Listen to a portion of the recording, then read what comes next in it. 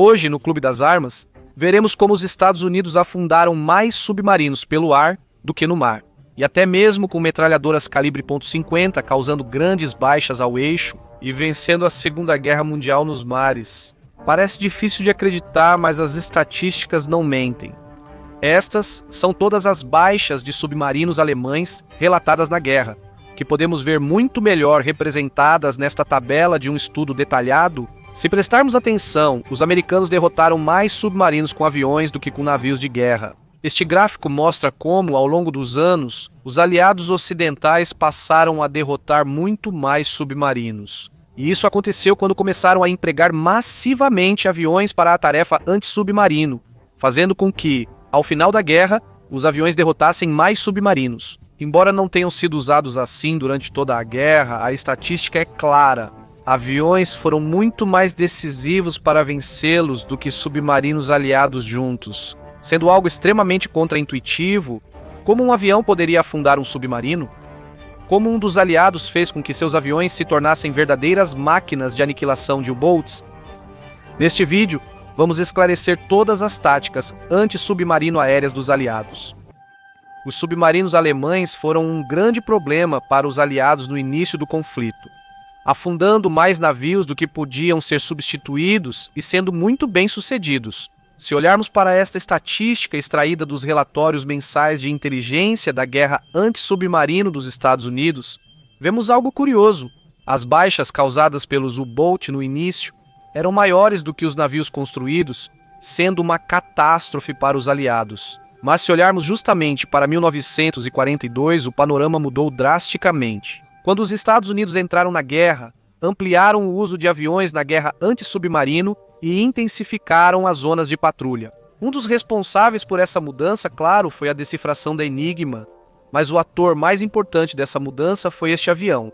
Apresento o B-24 Liberator, um dos bombardeiros mais prolíficos e fundamentais das forças aéreas aliadas ocidentais na Segunda Guerra Mundial.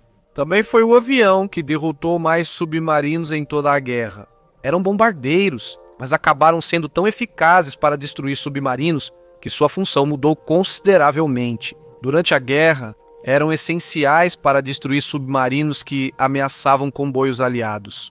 A natureza do seu trabalho aparece nas instruções anti-submarino da frota dos Estados Unidos. O B-24 detectava submarinos autonomamente com técnicas clássicas de radar ou detecção magnética. Submarinos frequentemente eram vistos na superfície recarregando baterias, o que faziam a cada 12 ou 24 horas, ou poderiam ficar mais tempo submersos com um snorkel. Após ser detectado, o submarino podia ser atacado de 3 maneiras, e a forma mais eficaz era o uso de cargas de profundidade. Cargas, como a MK-47, que eram transportadas em grande quantidade e eram extremamente letais debaixo d'água.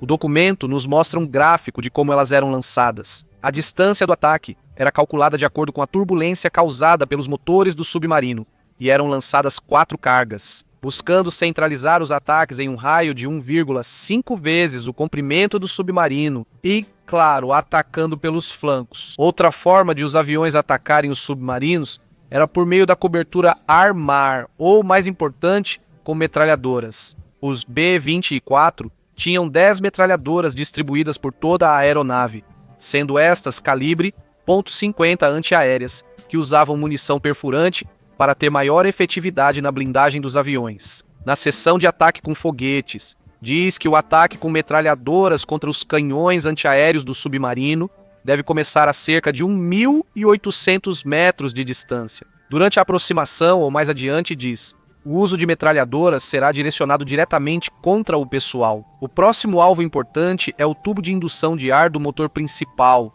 que se estende da extremidade inferior de ré da torre de comando até a popa por cerca de 7,6 metros. Depois, se forem visíveis os tanques de ar comprimido ou de lastro na altura da torre de comando. Mas claro que água, buscava-se inutilizar o submarino pelos seus pontos fracos com metralhadoras. Esse tubo ficava nessa posição e, se fosse destruído, obviamente o submarino ficava inutilizado. Depois de ouvir isso, você pode pensar que o fogo das metralhadoras era pouco importante, mas na verdade não era assim. Inicialmente, submarinos evitavam combate ao submergir ao avistar aviões, mas as cargas de profundidade permitiram atacá-los, mesmo submersos.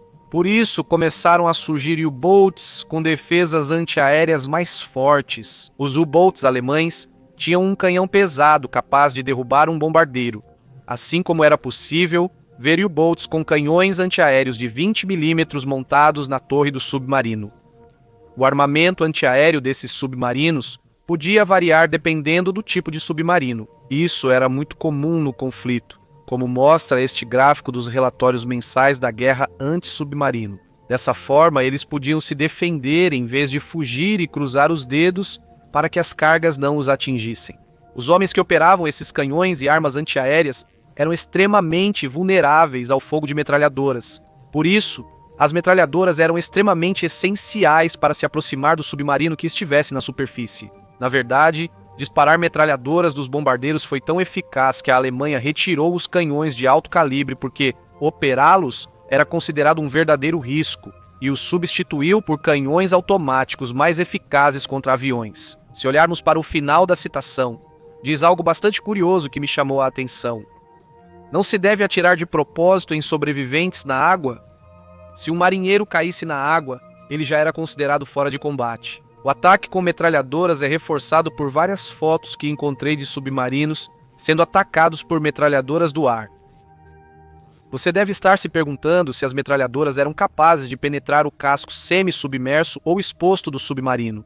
E, na verdade, isso não era tão possível. A espessura do casco dos submarinos alemães chegava a 35 milímetros e a da torre a cerca de 32. Se analisarmos os exames balísticos dos fuzileiros navais em relação à munição perfurante da metralhadora M2, vemos que ela pode penetrar 1 polegada de blindagem homogênea, ou seja, 25 milímetros, e isso apenas a 200 metros, então os projéteis ficariam a 1 centímetro de penetrar o casco do submarino. No entanto, vários danos ao casco do submarino causados por projéteis poderiam provocar vazamentos e incapacitar o submarino ao submergir. Embora eu realmente não tenha encontrado nenhum caso de estudo que fale sobre algo assim, talvez seja por isso. Os artilheiros só eram encarregados de oferecer fogo de supressão contra os artilheiros dos submarinos, assim como atirar nas aberturas de ventilação, pontos fracos onde as metralhadoras realmente podiam causar dano. Se você gostou deste vídeo, talvez se interesse em saber por que os submarinos orcoreanos são verdes,